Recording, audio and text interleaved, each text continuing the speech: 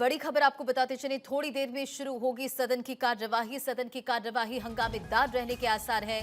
सदन में कई अहम बिल पर चर्चा भी होगी। तो ये बड़ी जानकारी, संसद के शीतकालीन सत्र का आज दूसरा दिन है। कई ऐसे मुद्दे हैं जहां दोनों सदनों में ये तमाम जो मुद्दे हैं उठाए जाएंगे और सदनों में हंगामे हो सकते हैं, इसके आसार है। सोमवार को सत्र के पहले दिन उपराष्ट्रपति जगदीप धनखड़ और कांग्रेस अध्यक्ष मल्लिकार्जुन खड़गे के बीच जमकर बहस भी हुई थी। और आपको ये बताते चले कि संसद के शीतकालीन सत्र का ये दूसरा दिन है। 18वीं लोकसभा का ये तीसरा सत्र है और 25 नवंबर से 20 दिसंबर तक 19 बैठकें कुल होंगी शीतकालीन सत्र के दौरान। और पेश होने वाले हैं इसमें 16 विधेयक।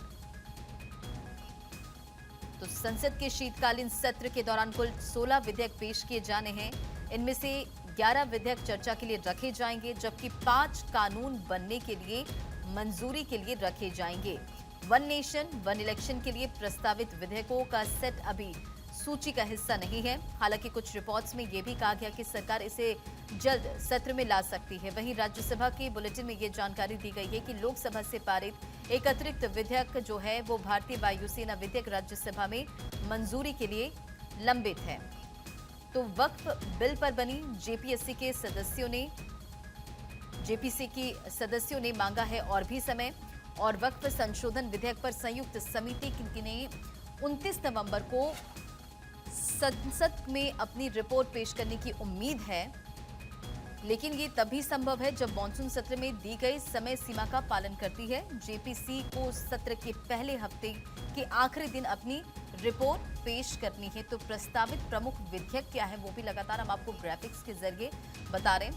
संसद का शीतकालीन सत्र और आज भी कई ऐसे मुद्दे हैं जो संसद में उठेंगे और ये जो सत्र है वो हंगामेदार होने की आसार हैं।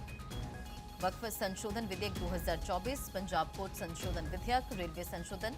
और अब देखिए ये तस्वीर आपके स्क्रीन पर कार्यवाही की शुरुआत होती हुई यहाँ पर नजर आ रही है। तो संसद का ये शीतकालीन सत्र, आपको लगातार हम बता रहे थे कि शीतकालीन सत्र के लिए जो प्रस्तावित विधेयक है वो क्या है।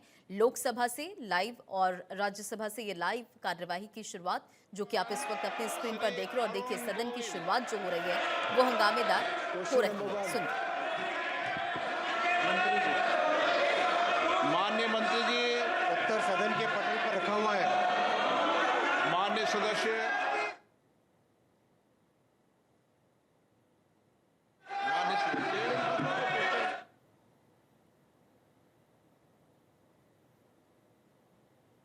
इसमें हमारे नैतिक मूल्य और संस्कारों को बहुत गहरी चोट पहुंचाई है। ओटीटी प्लेटफॉर्म्स पर जो दिखाया जा रहा है बहुत अश्लील है। परिवार में साथ बैठकर देख नहीं सकते। इससे हमारे नैतिक मूल्यों का ह्रास हुआ है।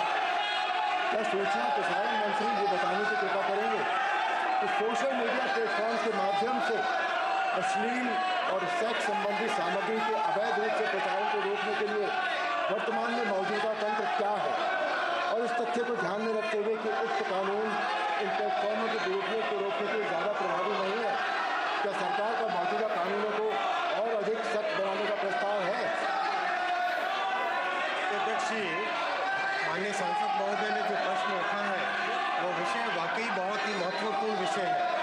माननीय अध्यक्ष जी, आज सोशल मीडिया और ओटीटी प्लेटफॉर्म का जो युग है, इसमें जो पुराने कई इंस्टीट्यूशंस थे, डेमोक्रेटिक इंस्टीट्यूशंस, और जो एक प्रेस का एक प्रकार था जिस प्रकार से एडिटोरियल कंटेंट होता था, एडिटोरियल चेक होता था, कोई भी चीज़ छप रही है वो सही है गलत है उसके बारे में पूरा एक निर्णय लेके मीडिया के अंदर लाया जाता था, वो एडिटोरियल चेक आज ख़त्म हो गया है।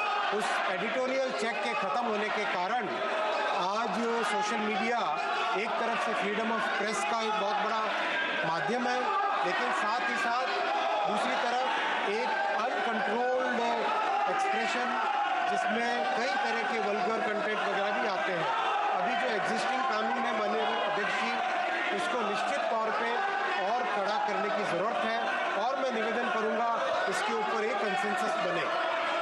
माननीय सदस्यगण, पहली बार माननीय सदस्य अपनी बात सदन में रख रहे हैं। नए सदस्य प्रश्नकाल है, आप प्रश्नकाल चलने दें। आपका जो विषय है प्रश्नकाल के बाद चर्चा पर बात करेंगे। आप प्रश्नकाल चलने दें। आप सदन नहीं चलने देना चाहते, सदन में गतिरोध पैदा करना चाहते हैं। सदन चले, मर्यादा से चले, सभी मान्य सदस्यों को अपनी बात कहने का पर्याप्त समय पर्याप्त हो दो। आप भी को भी अपनी बात रखने का पर्याप्त समय पर्याप्त अवसर दिया जाएगा।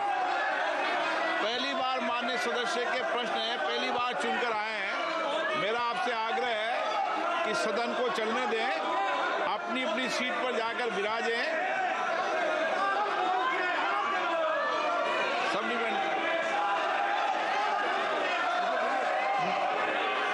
इस तरह की आपत्तिजनक सामग्री के प्रसार में विदेशी प्लेटफॉर्म्स और OTT प्लेटफॉर्म्स की जो भूमिका आती है, क्या सरकार ऐसे प्लेटफॉर्म्स को जवाबदेह बनाने, भारत के कानूनों के तहत उनके संचालन को नियंत्रित करने के लिए कोई नई नीति लाने पर विचार कर रही है?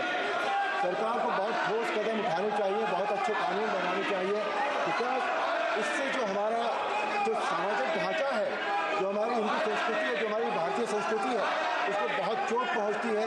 आज हम जब घर में बैठकर टेलीविज़न देखते हैं या सोशल मीडिया पर कुछ भी देखते हैं, तो वो परिवार के साथ बैठकर हम नहीं देख पाते।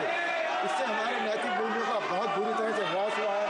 सरकार को पूरी तरह इस बारे में ठोस कदम उठाने चाहिए और जो भी कंटेंट प्रोवाइडर्स हैं, जो भी विदेशी प्लेटफॉर्म्स हैं, उन सबको भी संचालन के रूप में लाना चाहिए।